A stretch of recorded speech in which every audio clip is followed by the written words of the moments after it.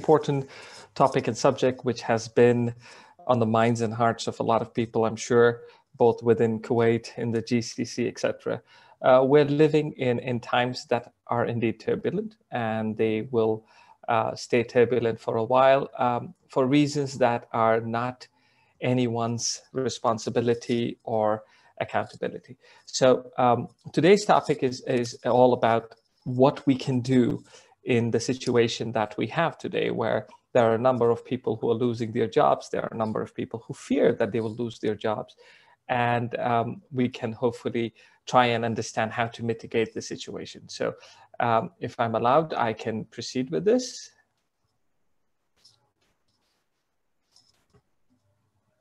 Yes, please. Okay. So as you know, and you've been hearing it for the last 3-4 months, maybe more, the oil prices are not coming up. And the oil prices are not coming up for various reasons. There is a little bit of a, let's say, confused discussion between the OPEC producers and Russia and America, because of which each one wants to make sure that their producers or their oil sustains the longest. Hence, everybody can't agree on the production quantities, because of which everybody seems to be in trouble. And the oil prices a few months ago went down as low as $20 to $22, which, let me assure you, in just 3 years ago, we had the oil prices closer north of $100. Now, all the GCC countries are pretty much reliant on oil as their single source of income. And you and I, we are all hired by companies or part of the government or semi-government, because these governments had sufficient budgets to sustain a lot of workforce. Now they are having a challenge in sustaining workforce. I'm not sure if most NRIs follow the Kuwaiti national budget, but if you did, you would understand that in the month of January, the finance minister, she declared the budget for the country 2020-2021 with a deficit of more than 9.2 billion dinars. That's 9.2 billion dinars deficit. That's a very big number. Now, for the country to take measures to correct it, obviously they will be looking to sustain and maintain jobs for the nationals first before they look at the others. Our contribution as a nation, as people to this country has been phenomenal, has been wonderful, has developed a major part of economy here in this country. And we're all very proud of it. And the government of Kuwait and the people of Kuwait are also very welcoming of that. But we are living in difficult times, so we have to be clear and obvious about what is now, and not reflect on what was in the 80s and 70s, because I generally get into this conversation with people and everybody tells me, oh, this is now how it was in the 80s. Oh, this was not how it was in the 90s. Well, it wasn't, because the times were different. The times were completely different to what we are today. There is COVID-19 and there is oil prices together. They are creating a sort of a storm of storms for the GCC and the countries in it. So what used to be the GCC is no longer what the GCC looks like. So you have to accept that fact. You have to accept the fact that the price of oil had gone down to as low as a position where the shale oil producers in Texas had to sell their oil for free. In fact, they actually paid people to take their oil away because there was no more storages left. Because once you have a refinery, you have to keep constantly pumping. You can't stop because the oil prices are low, right? So they had to sell their oil and actually offer people money to take that oil away from it. So we are living in difficult times. So in these difficult times, the projection of world economy going forward is not an interesting one. You all, again, most of us follow the Indian news, but you should follow the global news, because what happens in the world does affect what happens in India and does affect what happens in the GCC. So the projection that was given, let's say 3 months ago by IMF has changed. In fact, this slide, when I did it, that slide again has changed. So the world economy in 2021 is supposed to shrink by another $3 trillion. By another $3 trillion, then the projection already made. So countries like India, countries like parts of Asia, most of Africa, most of Europe will suffer. Okay, so that suffering is an economic suffering, but there's always an opportunity, and the opportunity exists for those who understand what the situation is and how they can manage such a situation.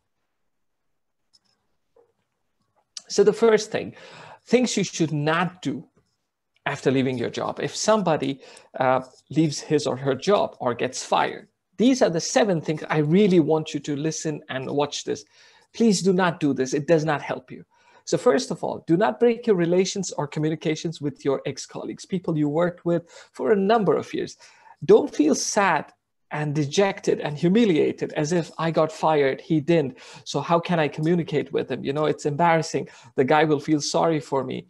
No, you should keep communications with your ex-colleagues. Why? Because it helps you maintain relationships. So those ex-colleagues might refer to you for other opportunities that may exist. But if you break your relations out of embarrassment or out of hate or out of vengeance or whatever negativity, it's not going to help you. So number one, once you are asked to leave a company, do not break relations with your ex-colleagues. It does not help. Number two, do not badmouth your previous employers. Most people have this habit. They get very upset and they start saying very bad and nasty things about the employer. It doesn't work to your interests. Why? Because any serious employer, any serious professional who wants to recommend you will hesitate to recommend you. Why? Because you have a bad mouth, and that's not going to work good for your profile, right? So bad mouthing anyone, let alone your previous employer, is not good for anybody who considers himself or herself a respectful person. Bear in mind, in today's day and age when we are seeing people being laid off, that is because there's a lot of economic burdens the business owner has to bear. You can talk to a business owner who runs a P&L, who runs a profit and loss as an owner. He will tell you he's not happy firing people. He will tell you that he goes to bed and he can't sleep thinking that he's sent people home and they don't have jobs and their families will be tense. Excuse me. So don't badmouth your previous employers. Don't break relations with your ex-colleagues. Don't use social media to complain. Do not use social media to complain, especially if you're based in Kuwait. Do not use social media to complain because it will be used against you in the court of law. If you have an issue, if you have a situation, if you have a complaint, go to the nearest police station or go to a lawyer's office. If you use social media, and if that employer comes to know that you've done it, there'll be a case filed against you. I can assure you that. There's someone who's currently going through something similar, so I'm sharing this information for you. So do not use social media to complain. Again, if you use social media to complain, you're putting yourself out there because these are the same HR departments who will monitor social media while hiring you. So if they see you talking bad about the previous employer, they would stay away from you. Number 4, you stop networking with new people. So you're sad, you came home, you lost your job, you're not talking to your family, you're trying to stay away. And all of this, while you're creating so much negativity, now you're not talking to new people. Again, it's not going to help you. Because if you don't talk to new people, how will you create opportunity for yourself to grow? How will you create opportunity for yourself to get a new job, right? So number 5, your sadness and misery is visible on your face. Now, most of you don't get it. Now, because I see so many people in my work and in my life, I generally read what's on their face. So if you're sad, I can see it on your face. And trust me, anybody interviewing you will see that. That's why before you go to an interview, try to get yourself pepped up with something nice, something positive. Watch a Mr. Bean video, watch a Tom and Jerry cartoon, watch a joke that you like, a comedian that you like. Get that positivity on your face. If you don't have it, the person interviewing you, even if it's online, he or she will see it. And they will know that you are someone who's a little not the person that they want to hire, because sadness and misery is not what you want in your work environment. Number 6, you assume, and most people do this, they assume that there's a crisis. Everybody's getting fired, so nobody's getting hired. No, you're wrong. When this started, and I started a campaign online, and some of you who know me would see that every other day I post vacancies available. Some in Kuwait, some in Dubai, some in Qatar, some in India. There is jobs available. Listen, yes, people are being fired, but there are jobs available. It's just that you will have to put your best step forward, your best self forward, and keep looking for them. Positivity is a good armory for anybody who wants to succeed. If you are not positive, you cannot succeed. Negative people just don't succeed because they're negative. So you need to be positive. Now, when everybody tells you that, right? I'm telling you this, and you've heard a lot of public speakers say this to you, read a lot of books about positivity. Now, let me ask you the question. When do you need positivity? Do you need positivity and confidence, self-confidence, when you are good, happy, and successful? Or do you need positivity, confidence, self-confidence, self-containment when you're down and out? Obviously, when you're down and out, right? So try to keep yourself positive no matter what happens. No matter if you lost a job, you're about to lose your job, you can't find hope, keep the positivity going because that will help you get through. Number 7, don't jump into a new job unless you have a strategy. Please, I know you're desperate, but maybe your second job might end much faster than the previous one. So choose your job correctly and make sure that you can add value to this new assignment. And definitely that position, that mental framework will definitely help you. So things that you should not do after leaving a job. All right, these are the 7 things.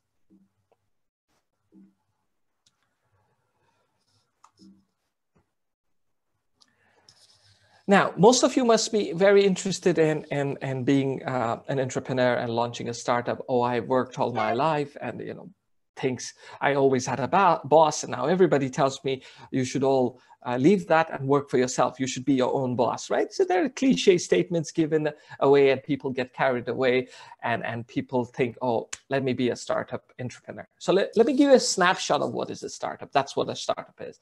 Number 1, you live in the future. That means you have to have a mind that understands trends. You need to see what is missing. So you need to be very connected to your environment. You need to be very professional. You have to write down everything. You need to share it with others like you to see what is good. Then you need to work around taking actions. Most of us are good at talking. Most of us are good at making plans. Most of us are very good at acting. What we're not good at is taking decisions. So when you take a prototype decision, that's a big decision in your startup life. So you need to make a prototype, then you need to validate it. How do you validate it? You talk to 100 strangers. You ask them, hey, do you understand this as a problem in your life? Number 2, do you think that if there was a solution for this problem, would you take it? And number 3, if I launch this solution for you, will you buy it from me? So you need to ask these validation questions to 100 strangers and see how it goes. And then you launch to see what happens in the market. You look for funding. By creating a good financial plan, you register your company. If you have shareholders, you split your equity. You try to get good people on board as co-founders so that they can add value to the whole exercise. You basically make sure that the prototype that you had done earlier makes a lot of sense even after time has passed. And then you constantly get follow-up from people, from users, from customers, from partners, from shareholders, etc. And then you target yourself the first set of users or customers that you need. And then you try to grow every week. I put in a 5% there, but you could grow as much as you want. Okay, and then you keep growing. Growth is the only way to succeed as an entrepreneur. Now, I put that as a snapshot, and it looks very easy, but trust me, it's not. Why? Because a lot of the people who launch startups do not understand what it means to be an entrepreneur. So I'll tell you what it means to be an entrepreneur in this slide. So number 1, if you're used to comfort, so if you worked for a bank, if you worked for the oil sector, if you worked for someone with a very comfortable job, you need to realize as an entrepreneur, you will lose your comfort. You'll have to go talk to people that you didn't want to talk to. You'll have to go present to people that you're not used to presenting. You'll need to discuss financial issues that you've never dealt with, even at home, etc. You need to move out of your comfort. Number 2, everybody thinks entrepreneurship is fast money. It's not. It's actually everything opposite to fast money. Yes, you make money once you succeed, but not before that. From that journey of start to where you need to be, you will spend a lot of your own money. Remember that, okay? Number 3, maybe some of you are so used to being part of a team. You have never led a team, okay? So for me, every time I look at organizations or startup, one of the biggest element of failure in organizations and startups is people who are running them have no leadership skills. Leadership is not about barking orders. Leadership is about accountability and responsibility. Leadership is not about setting good plans. Leadership is not about slogan selling. Leadership is not about showing the larger picture. Leadership is about delivering success. That is why you can pick up a bad leader from a good leader by looking at their track record. You'll see, okay, a good leader has delivered. A bad leader has kept talking, and no delivery. So most of the startup world's failures are because of bad leaders. So if you are not somebody who's used to leadership, get used to it. Otherwise, you're going to fail. Number 4, you've never done marketing in your life. You're a finance guy, you're a technology guy, you're a banker, you've never done marketing. Well, guess what? As an entrepreneur, as a startup owner, you need to understand marketing. Number 5, your idea for a startup that is just an idea, you really haven't given it time. Most people don't understand. It's not about sitting in your coffee table, having coffee and coming up with this brilliant idea. Oh, I've got the next Uber idea. Oh, I've got the next Amazon idea. No. You need to give it time, because all your ideas should be beaten hard enough, long enough for someone to tell you this works. Unless you've talked to 100 strangers who agree with your idea, you don't have anything. You just have something which is a figment of the mind. We humans, by the way, the best ideas, do you know when they come up? The best ideas come when you're bored. Because boredom creates a lot of creativity, because you're just lying down, right? You're just lazy, you're just lethargic. And all of a sudden your brain has nothing else to do because your body is not moving. So you come up with ideas. Oh, I can compete with Starbucks. Oh, I can compete with whoever. Your idea can only become a business once you give it time. Number 6, you've worked on plans as a job, but you never really carried them as actions, which I mentioned earlier. As an entrepreneur, you will be asked to deliver actions. So get used to that. Number 7, you're used to the yes culture, right? When we work in offices, whatever the boss says, if it's right, yes. If it's wrong, yes. If it's half right, yes. If it's half wrong, no, yes. You never say no. But as an entrepreneur, you need to understand when to say no. If you didn't, your business will suffer. And that's a new culture for you, because you never understood how to say no. Most of us don't know how to say no. Number 8, you don't want to risk your time and money. You're scared. You like the idea, but you're thinking, I just lost a job. I'm middle 40s, early 50s, whatever. And I don't want to risk my money. Okay, you're not sure. Entrepreneurship is all about risk. Trust me on that. Entrepreneurship is 100% risk of your time and money. But when you get through the other side and you've succeeded, it's worth your time and money. Number 9, you're not comfortable asking money from others. As an entrepreneur, as a regular person, you're not used to asking people for financial help, right? It's almost indecent, right? In some communities, it's considered very embarrassing.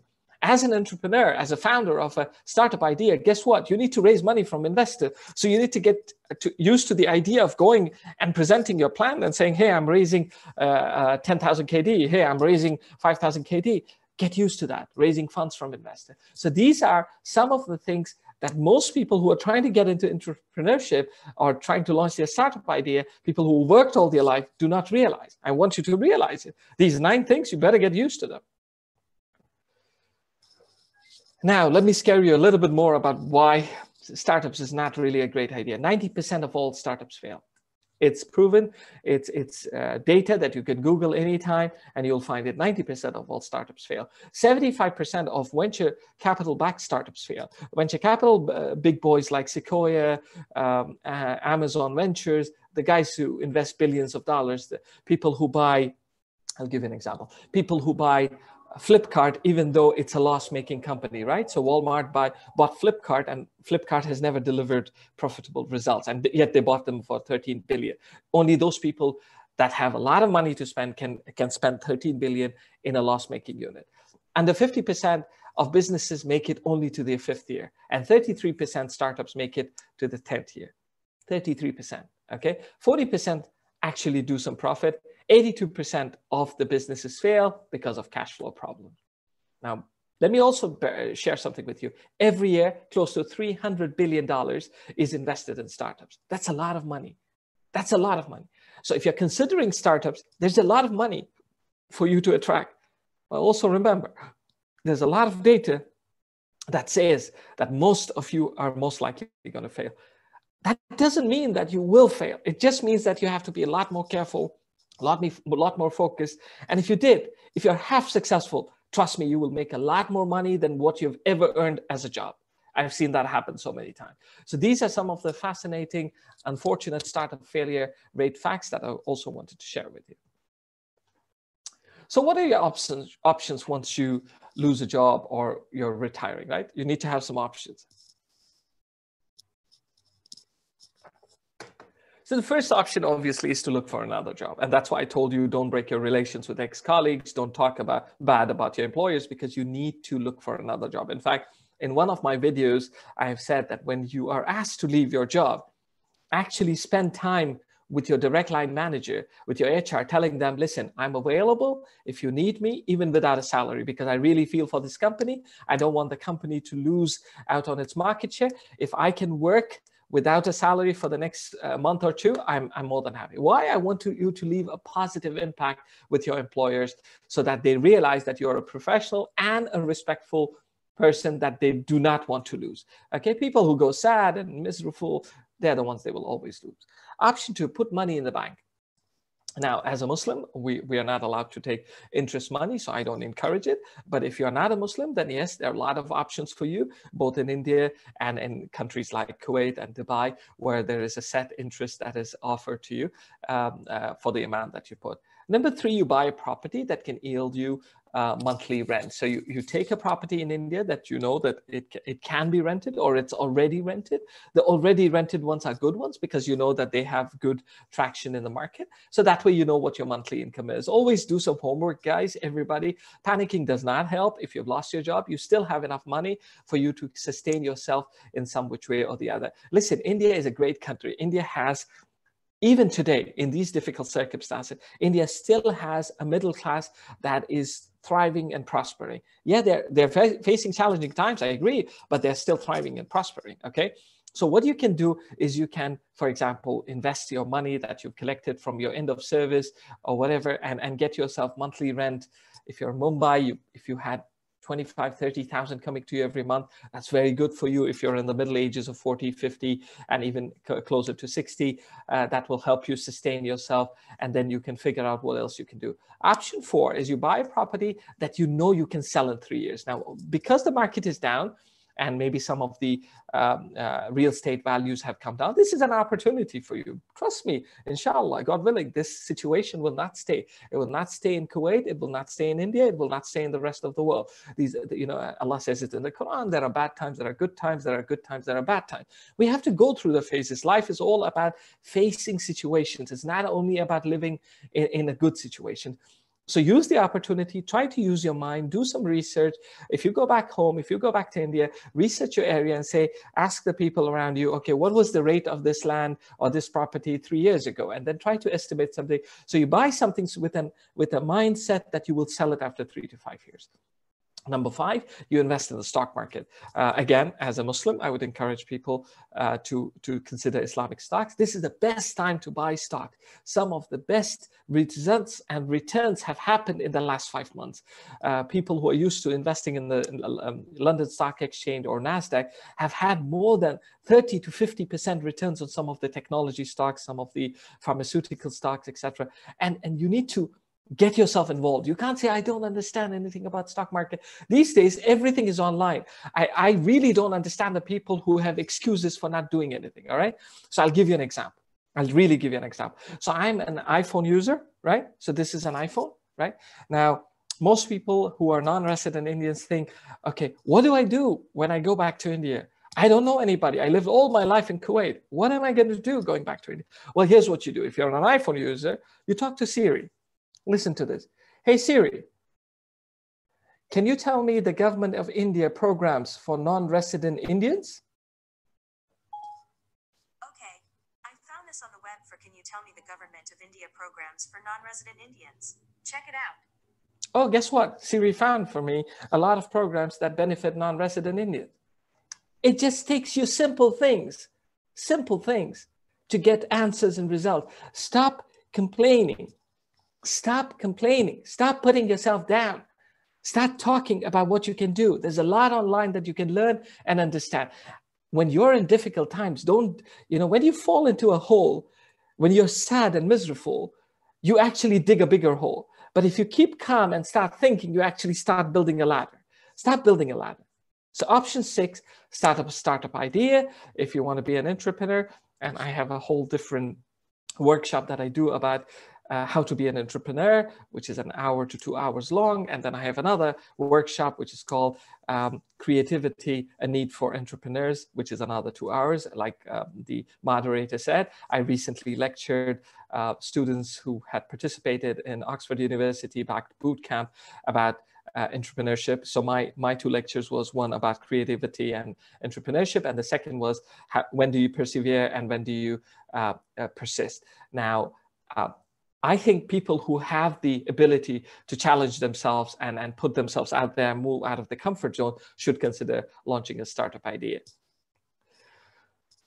Invest in existing startups to earn potential exists. Now, you're not sure about launching in startup ideas, you're not sure about having a great plan. Well, there are a lot of startups out there who are looking for your investment. Not big numbers, small numbers. I manage a lot of them in India, in the UK, in America, in Europe.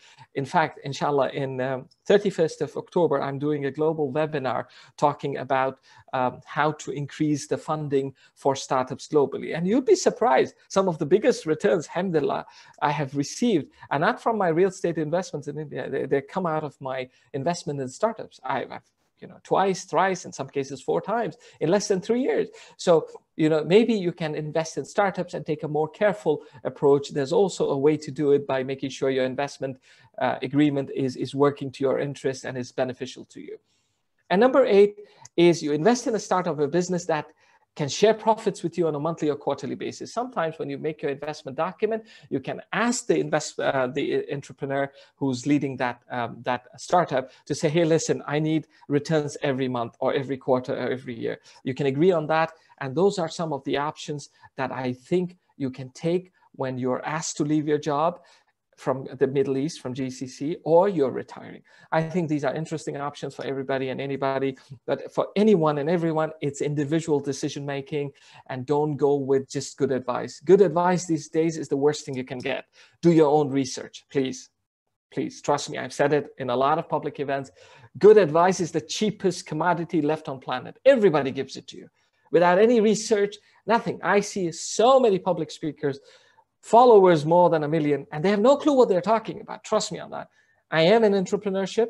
I am in startups. I give lectures on it, and I have no idea what people are trying to convince so many people to get into startups and launch their own startup ideas when the failure rate is 90%, right? So these are some of the options you have. Now, I'm going to teach you some techniques to help you go through this mentally. So I'll try to explain this situation for you. So hopefully, inshallah, it will help you guys. So you should understand that your brain decides everything for you, right? So there are 3 people. It's you, your body, and in the middle is the brain. So if I want to wave my hands to you, my brain has to command my hand to do that, right? Now, if I want to shake my hands with you, my brain has to say. Now, my brain will say it based on the data I have fed my brain, based on the process valuation I have done inside my brain. So if I have recognized you as a friend, I will say hello. Hey, Ashok, how are you doing? Hey, Muhammad, salam alaikum, right? So because I've recognized you. But if I don't recognize you, it looks odd for me to just wave out to you, right? So the brain is always in control. And if the brain is in control, that means your body is in control of you. And you drive all the decisions. If you understood this clearly, then you will get the next part very well. Everything on the left is a fact that cannot change. Your birth, your death, all your body parts, time, and functions of your body part. They can't change, right? So you were born at a time that was destined. You will die at a time that's destined. Your body parts are not going to change, right? They will remain the same. Your hands, you're not going to all of a sudden, have 7 fingers. You're not all of a sudden going to have 5 eyes or something. They'll remain the same. Time is the time you have from the time you're born till the time you die. That's your time. That's your time. Functions are those that I just discussed. My hand can hold your hand in a handshake. My hand can wave, but can my hand smell? No. Can my nose start talking? No. My mouth will do the talking. So the functions of the body parts are completely destined and they're completely defined. So everything on the left is not in your control. It is defined. But everything on the right, everything is in your control. Your abilities. God gave you abilities, right? He made you a person, a human being, and then he gave you abilities. He gave you the ability to see. He gave you the ability to talk. He gave you the ability to listen. He gave you the ability to think. He gave you the ability to grow. He gave you the ability to be strong. Now, what you do with these abilities becomes your capability. So you and I, we all have a right hand and a left hand, right? All of us have it, okay? Now, So does Sachin Tendulkar. So does Roger Federer.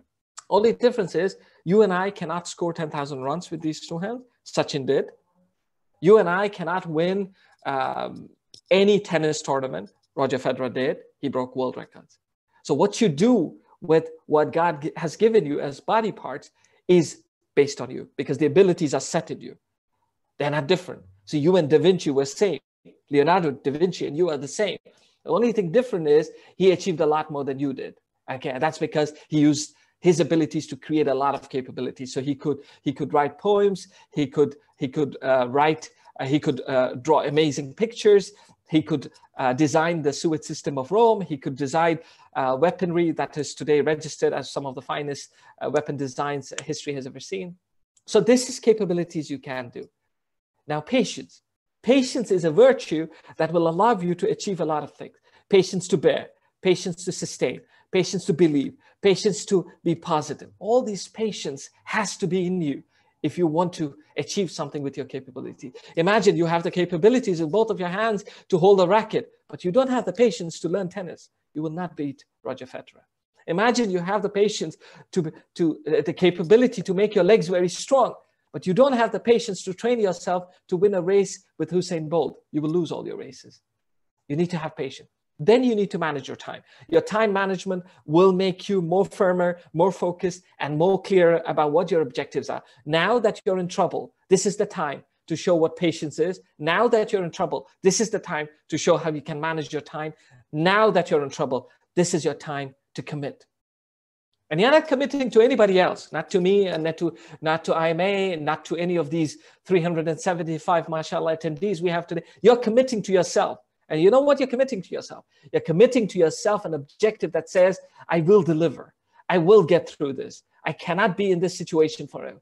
That's how most failures turn to success. Your life is all about trying to get victory from the defeat that life gives you. Life is not a victorious journey. It's a defeat from which you win, win, and win. Why? You need to do it. You need to do it for your families. You need to do it for your kids. You need to do it for your neighbors. You need to do it for your country. And you need to do it for a generation that will come. Let's leave something for the generation that will come, which is better than us, which is stronger than us.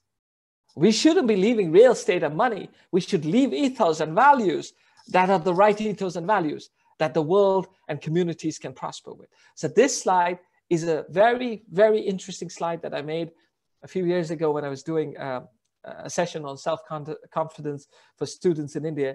And this was the slide that got me very emotional, as it is getting me emotional today, because I get very upset looking at people who have all their body parts, everything, and they're sad, they're sorry, they lost their job. Really? You're the only one? Guess what? Colonel Sanders, who launched KFC, had his recipe for KFC done when he was a teenager. He got refused by one restaurant owner, two restaurant owners. Do you know how many restaurant owners refused him? 1,004. 1,004 restaurant owners refused him until one accepted it. And then he became the famous Colonel Sanders. Don't tell me that you're down and out because you lost the job. Don't tell me you're finished because your business is finished because of COVID-19. No, this is the reason for you to look at new success. This is the reason for you to create fuel of success. Failure is the fuel of success. And you are the person who needs to drive it. Some interesting steps for you to take if you want to convince your brain. Like I said, your brain is always in control and you're in control of your brain. So you tell your brain when you're sad or fearful that you're not really sad and fearful. You're actually excited, not anxious. So the more you say that to your brain, the brain gets confused. So there's a hormone that's produced called cortisol when you feel stressed. And that actually puts your situation in a disadvantage, because that little hormone makes your body believe you're in a disadvantage. Because the minute you feel you're a failure, you've lost, you are not in a good position, it does not allow you to create the calmness that you need to take a good decision.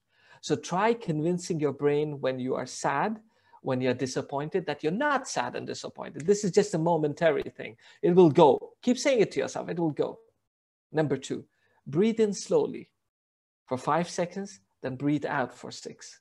Breathe in slowly for 5 seconds, and then breathe out for 6. This changes the chemistry in your brain. You see, the oxygen in our body, you see, God has created us amazing. He's just done us fantastic. We are the people who deliver failure for ourselves. God doesn't. And in fact, in the Quran, Allah has said this. Allah says that I don't do injustice to anybody. People do injustice to themselves. And now when you think about it, when you reflect on your own lives and people around you, you say, yeah, we do injustice to ourselves. So what if we have failed? So what if we have lost a job? That doesn't end our life. So for all those people who feel depressed enough to finish and end their life, I'm sorry. This is not your life to take. God has created you with such great, amazing creation that no man can ever recreate. And you take a moment's decision to say, oh, I can't take it anymore. I need to leave this world. Oh, no. You need to fight in this world. You need to create your space in this world, and you need to build your success in the world. So try the second step. It allows you to change the chemistry of the brain and allows anti-anxiety drugs kind of to move in within yourself. Number 3, adopt a posture of a superhero. And I do this every time when I have a big event and there's a large audience and I'm feeling, even after so many events, I'm feeling a bit nervous. You know what I do? I get myself upset about anything silly. So I ask for water and the guy brings me water and I say, what is this? Why is the water so cold? I don't want cold water. What, you want my throat to get affected? I can't speak in public. I want to get upset so that my body starts to think I'm in control. Because when you're in a fight, you go like this, right? So that posture tells your brain you're in attack mode, which means you're confident. So whenever you're low and confident, try to get yourself upset and angry. Get your chest out. See how your brain reacts. Your brain is actually is something amazing. It just does what you tell it to do. It's one of the most dangerous lions that can start mewing if you tell it to mew. But it's also a lion that will eat you up if you let it eat. So you need to control yourself and everything that happens with you. Step 4, clench your right fist for 45 seconds. 45 seconds, right fist. And then open it for 15 seconds. Clench it for 45 seconds. Open it for 15 seconds. And then close it again for 45 seconds.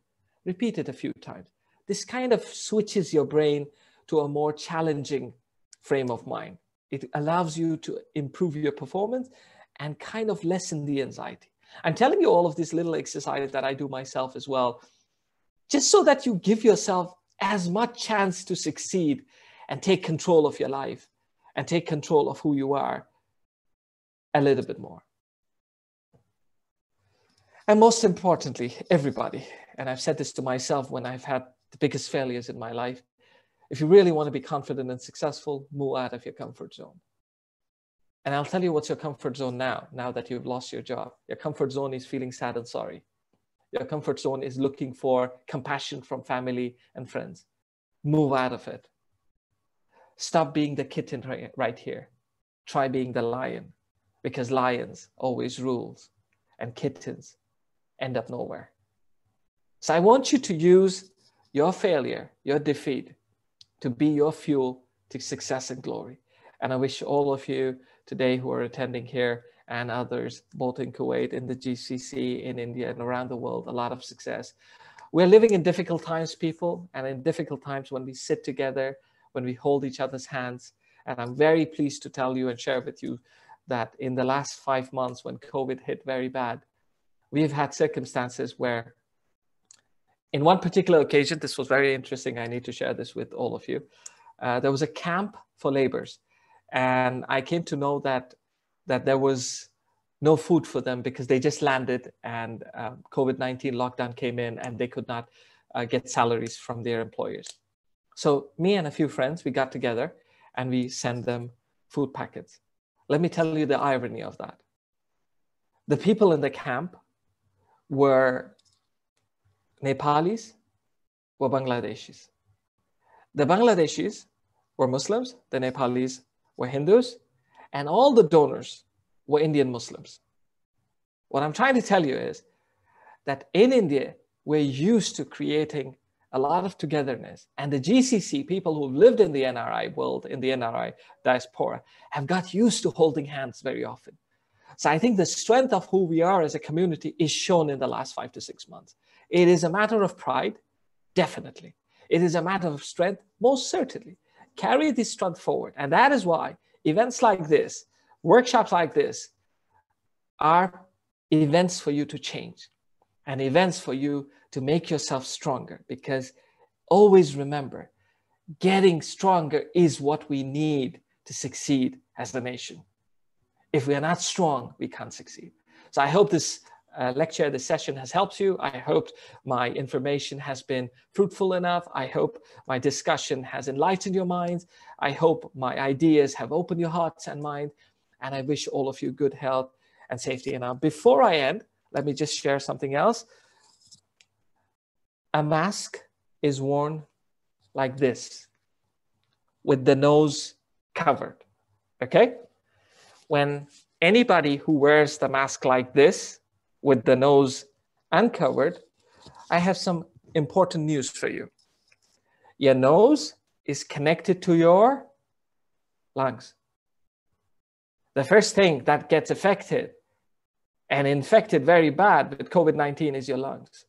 So you're doing yourself no favors by leaving your nose exposed and your mouth covered. The idea of the mask is not to hide your identity. The idea of your mask is to save your health and the health of the loved ones around you. I hope this message helps and people change their behavior towards COVID-19. Thank you, everybody, and back to the moderator.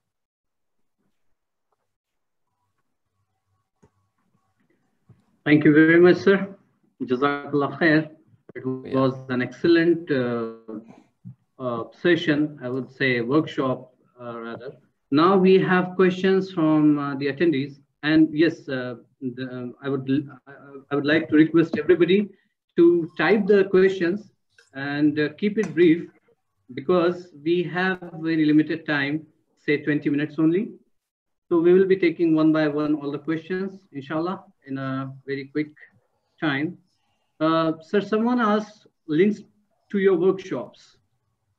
Is there any links to your workshops on the entrepreneurship? Well, if you get connected to me on LinkedIn, if you go to Abdulla Hassan, you'll see my picture, and then you just connect on, you will see all my previous events. If you go to YouTube, my channel on YouTube as well, you will see some of the videos.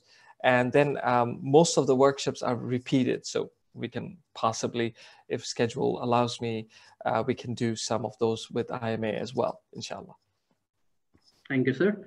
Now you might have noted what sir has just said, to follow on his LinkedIn account and as well as on his YouTube channel. Now moving forward, somebody asked, is there any details or the websites from where we can get the startup ideas or to invest in the existing startups? Okay, the straight answer is no.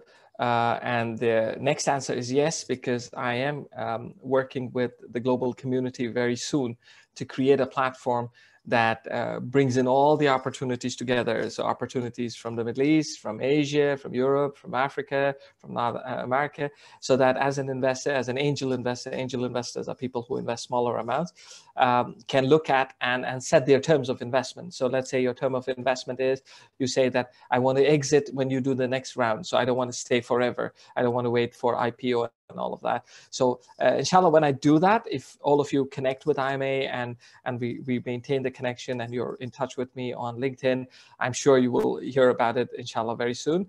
But yeah, we're working on that.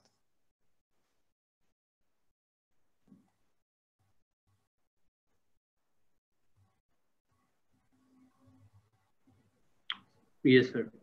Now moving forward to the next question. It's about, can you suggest a few Islamic stocks we can invest in? Well, I think what I'll do is I'll share with you websites that allow you to do Islamic stock investments. So they've already done the due diligence for you, and then you can invest in them. One of them is from Bahrain, and I think one of them is from Malaysia. I'll get the websites and I'll share it with you, inshallah, and then you can share it with the group.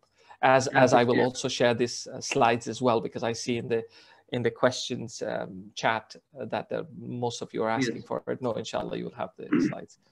Yes, sir. Now, next question, where can I find the startups in India and how to recognize a reliable startup? As everyone may give you a rosy image, what questions should we ask to ensure our investment will be safe? Okay, so first answer is there are lots of startup incubators and accelerators, both by the central government, state government, and private players. Enough of them. I attend a lot of them as a lecturer or a speaker. IIT does it, IIM does it, state government of Maharashtra does it, state governments of Gujarat does it.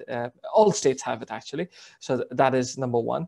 For you. Number two, how to evaluate good startups versus bad startups. Like I said, I'm creating a platform which will do that for you, so you don't have to rely on it. So I'll give you an example. So for example, if you're deciding to invest in an e-commerce startup and you don't really know anything about e-commerce, so what I'm doing is I'm bringing on board the ex-CEO of Aramex, who is very well versed with e-commerce and logistics as an industry and as a business, and he will rate that startup for you. So you'll pay him something like $500 or $1,000 to rate, and he will use his experience to give you a rating to say, okay, this is 8 out of 10, go ahead, invest in it. Or he'll say, no, this is 3 out of 10, stay away from it. So most investors do the mistake of trying to rely on their best judgment, and it's not a good idea, because most entrepreneurs or founders are very good at making slides. They're very good at giving speeches, just like employees are good at getting through job interviews, right? They let somebody else make the CV, and once the job is there, then you figure out, oh my God, this guy's not good. So yeah, I'm trying to create that platform. Inshallah, when I do, I can share that with you as well. The question is, what are the differences between stocks and shares? Okay, stocks are listed in the market. So Mumbai Stock Exchange, Bombay Stock Exchange, that is, National Stock Exchange. These are listed. These are IPOs. These are companies that are raising capital by inviting shareholders from the public. Shares is startups. So these are companies that are not listed. They're privately owned by founders, and they want to raise money to increase their capacity to do more work or to improve their technology. So you buy shares in them. And once you have shares in them, then you own equity in that company. So let's assume the startup is worth $1 million. And if you put $100,000, that's what you own. You own 10% of the company. Thank you, sir. Now we have another question. What are the disadvantages of buying land, building flats, and renting it? Are there any disadvantages? Well, again, listen, it all depends on what your idea is. There's nothing that's a disadvantage. Okay, I'll give you an example. The man who made car is Carl Benz, okay? But Carl Benz did not become a billionaire. The guy who became a millionaire. The guy who became a millionaire is Henry Ford, because he used the concept of cars and created Ford as one of the largest automobile manufacturers in the world. But then he did not become a billionaire. The one who became a billionaire is Avis Rent-A-Car, Hertz Rent-A-Car, because they used the same cars to rent them out. So they didn't buy cars, they rented them. So the same car is returning revenue to the owner, which is the rent-a-car company, and giving them billions. Now, who made trillions is Uber. So Uber did something completely opposite. So the reason why I'm giving you this example is, please, guys, everybody who's attending this, there's no straightforward answer to what you want to do. You need to understand what your idea is. What do you want to achieve? Let's say you have a land. Okay, it's your land. Why do you think that constructing is the only thing you can do with it? Why don't you think that, okay, I have a land, now I'm going to make it into a zone. And the zone is that every floor is a function. So the top floor is a health club. The second floor is a coaching class. The third floor is a yoga, session hall. The fourth floor is online training. And the fifth floor, sixth floor are offices. I'm giving you ideas. I'm not saying do this. I'm saying it all depends on what you wish to do. So there are no straightforward answers about what is right and wrong. The ones who follow straightforward answers usually meet wrong. They don't meet right. Okay. Now, sir, another question is, could you advise minimum capital to start a business in India? Okay. Okay, I'm sure if I asked everybody who wants to be a millionaire, I'm sure everybody will raise their hands, right? I have 329 attendees. I'm sure everybody raised their hands. Yes, I want to be a millionaire. Okay, then I have an idea for you. It's very simple. All you need to do is come up with an idea of a product or a service. Listen carefully. All you need to do is come up with an idea of a product or a service that is just worth $1. Just $1. So there's a product, let's say this, or there's a service, whatever, just $1. Now, the only thing you need to do is convince 1 million people to buy that product or service, and you're a millionaire. See how simple that is? Wonderful. Now, sir, what is the best business? I'm sorry to interrupt. Please, everybody, I need all of you to understand. Do not look for answers. The world has changed. We are not living the 90s. Don't look for answers. Change the question. Always change the question. If you change the question, you will get what you're looking for. That's how entrepreneurs think. They don't keep looking for answers. They don't keep looking for a property that is going to yield 100% results. No property can yield 100% results. Change the question. Change your perspective. Sorry, go ahead. Yes. Is there any particular best business idea to start currently in India? Any recommendation? You need to, okay. You could do so many things. COVID-19 has actually defined rules. See, before COVID-19, I could not really answer that question. Why? Because the market was open. You could do anything, anything. Now the rules are set. Travel is restricted. Education is restricted. Health visits are restricted.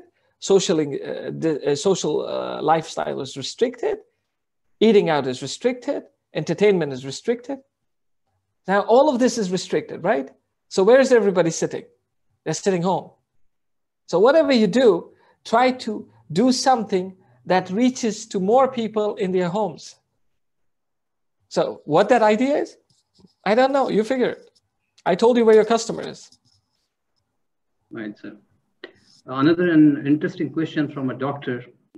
He's asking, a doctor retiring from Kuwait planned to invest in India. Options you can share again, maybe the similar question, but he's a doctor. Well, if he's a doctor, the first thing he has to do is try to, as much as possible, to stick to his field. There's a lot of need for health tech, which is doing very well now in India. And I remember attending as a panel speaker for Maharashtra College in Mumbai. And I was very impressed with two of the young entrepreneurs who had developed a very simple application to book your bed in a private hospital for COVID-19. And I found that very interesting. And I was very surprised that nobody else did it. You know, everybody's running around looking for COVID beds. And nobody realized that you need to create an inventory. And if you created an inventory, you would succeed. So there's a lot as a doctor you see and you understand what you can do. So remember, the most successful entrepreneurs are those who are relevant to the field. So if you're a doctor, you have seen out of your experience many things that you thought this has to change. For example, how a doctor takes his appointment or her appointment can change. How a doctor reviews the report can change. How the doctor recommends medicine can change. How the doctor receives medical representatives can change. How the doctor sets his schedule can change. How the doctor goes through the radiology exercise can change. One of the startups we have invested in the UK is called Test Card. It's a little card, a postal card, where if you apply your urine, you get around 9 different tests. 9 different tests. Just by showing your mobile application for Test Card on the card, you'll get 9 different results. So imagine, I did a research in Madhya Pradesh for this company, because we are one of the shareholders and board members. I realized that the Madhya Pradesh state government used to spend or is spending more than 350 rupees to do some of the basic diagnostic tests of blood and urine to realize kidney and other infections. And this test card was doing the same results in much faster time in less than 75 rupees. The Indian government is spending 350 rupees. So there's a lot of technology out there that India can take, which you as a doctor can bring. And if you want, I can try and share some of them with you, but you can do your own research as well. But that's a good thing, guys. When you shut a door, the new door that opens to you is so fresh. I want you to think about fresh ideas, but stick to your strength. And that way you might, inshallah, succeed. The doctor has got the answer. Now, sir, one question is it good to invest in purchase of stocks right now in COVID situation in GCC country? I want to diversify my portfolio as I hold also in India. Yes, of course. It depends on which stock market, because between the GCC, Kuwait, as you know, is the most active stock market. After that is Dubai, and now these days it is Saudi Arabia and Qatar. Saudi recently has done a lot of strategic investment as a government within India with Reliance, as you know. They've invested a joint stock share between Saudi Aramco and Reliance Oil, Reliance Energy. And then there's a recent stock discussion that is happening with Geo Telecom and the Saudi Sovereign Fund as well. So there's a lot of things that are happening. So you need to kind of watch news to see which stocks in Saudi Arabia you should look at that will go really high, because if there's one big benefactor that has benefited with this whole situation in India, it's definitely Reliance. The number of deals they have done in the last 7 months is massive. It's huge. They've raised funds to the tune of, I think, 27 billion or more. So yeah, you can look at those stock markets in Saudi Arabia. You can look in Kuwait. Kuwait is very sustainable, very reasonable. They don't have bigger returns like you have in Saudi Arabia or UAE, but they have more consistent and sustained returns. Relevant to Kuwait, sir, somebody asked, what's your advice to investing on Kuwait Finance House stocks, as dividend yield are quite good? Yes, so you answered the question. Yes, definitely. Kuwait Finance House is one of the strongest banks. Kuwait Finance House has declared recently about a potential merger with Ahli Bank United. If they do actually end up merging, they will become a bank that has an asset worth around $90 billion, which is huge, which is massive. I bank with Kuwait Finance House for the last 25, 26 years. Amazing bank. I really have great respect for them. But like any other business, there's always scope for improvement. And I think these are the kind of banks that have got their principles very much aligned in terms of Islamic banking and finance. Alhamdulillah.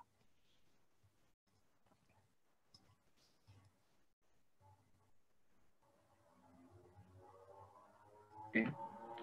Sir, am I audible? Yeah. Somebody asked, what is the scope of organic farming in India?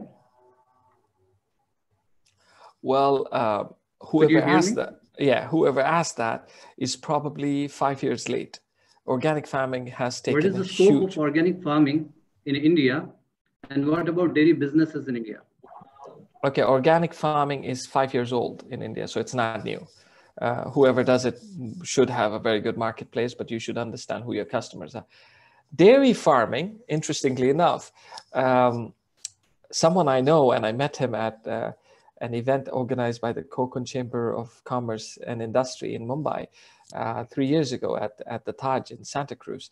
And he was an NRI who was not laid off. He did not retire. He resigned. He was working for a very good company in Saudi Arabia, making very good money.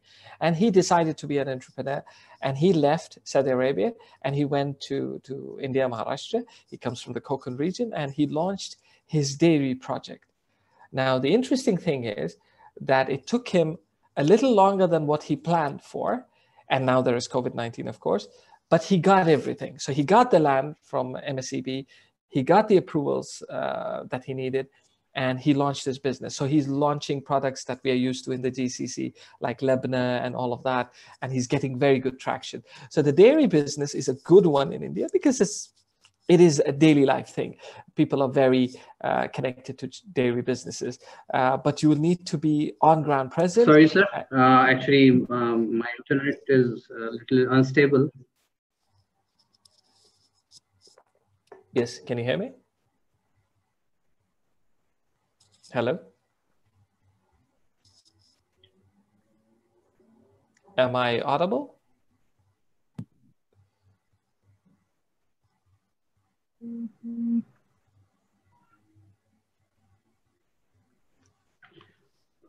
Yes, sir. Can you hear me? Actually, my internet is quite unstable. I don't know. I can hear you, what's but can happening. you hear me? Anyways, yeah. Now I can hear you as well. Any question? Yes. Any suggestions on diversification of the portfolio, bond, stock, golds, etc.? That's a personal option. I think that is depending on each person. But yeah, I would advise you to pick up some more in gold, because I think it's going on the lower end now. And inshallah, by early next year or middle of next year, it should go back again once COVID situation calms down a little bit. Mm-hmm. We will take the last question now, maybe because we are almost done. Only last question, sir. List of importers in Gulf who can help local manufacturer in exporting. List of importers in Gulf who can help local manufacturers in importing. I can't answer that, because that's on the internet. You can just Google it. All right, sir. Because of the short of the time, and we have to wrap up here. And first of all, I would like to express my gratitude to the speaker, honorable speaker, Mr. Abdulla Hassan. Also, I would like to express my gratitude and the thank you to the people from the different organizations. Excuse me, brother, just let me share one thing, and then because there's a question that I'm just reading, so I'll answer it properly. One of my uncles, he was a business owner in the village in Maharashtra, in the Konkan region. And it is not a Muslim dominated area, definitely no. But he decided to make a bakery. And from the village, he would come to Mumbai. He never owned any properties in Mumbai. All his properties are in the village.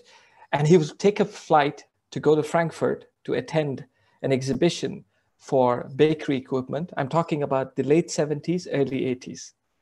He ended up making a bakery, which even today is the pride of the whole district. Everybody wants to buy his biscuits and cakes because they're made very professionally. And the family is involved. The sons, the daughters, the daughter-in-laws, the son-in-laws, everybody's involved, as if not managers. They're all working physically. Some of the daughter-in-law take care of the cake. Some of the daughters take care of the biscuit. The sons take care of the material supply, etc. Listen, for everybody attending this event, whatever you want to do, you can do in any part of India. There is an official license. There's an official process. And I can mention to you enough success stories of Muslims going from 0 to billions. This is also the case for any Muslim in Kuwait. There is a chance that you will succeed, and there is a chance you will fail. So I don't want any one of you to try and move your brain, like I said in my lecture, to negative elements. Try to move to optimism and positivity. So that way your brain will help your body move to directions that can give you, inshallah, success. So don't confuse yourself by listening to too much media. Try to listen to yourself and believe in yourself. If my uncle, who was not really educated, can make a world-class bakery and serve an entire district, I think if you are based in the Middle East, I'm sure you're far more educated and far more literate to understand that circumstances don't define you. What defines you are the decisions you take today. So I invite you to take those positive decisions and try to strive into that answer. And I get where you're coming from, but listen, I speak to a lot of people in India and outside India, and I can tell you the opportunity is huge. It's massive. Grab the opportunity. And like I said, use this phone. If you have an iPhone, ask Siri to tell you which are the benefits and promotions for NRIs. Then ask Siri again, Siri, can you tell me the special programs for minorities? Then ask Siri again, Siri, can you tell me special programs for Muslims? And it will tell you. There are tons of them. Did you know that your children can study on the government's expense up to 15 lakh rupees in the UK and America? There are programs. I'm not saying it's easy. I'm just saying, let's be more aware.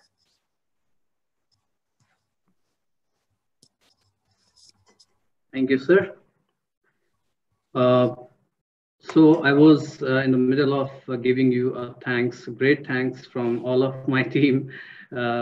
Especially you shared your experience, your thoughts, which really enlightened our minds. And yes, of course, many of us will definitely get benefited out of it, inshallah.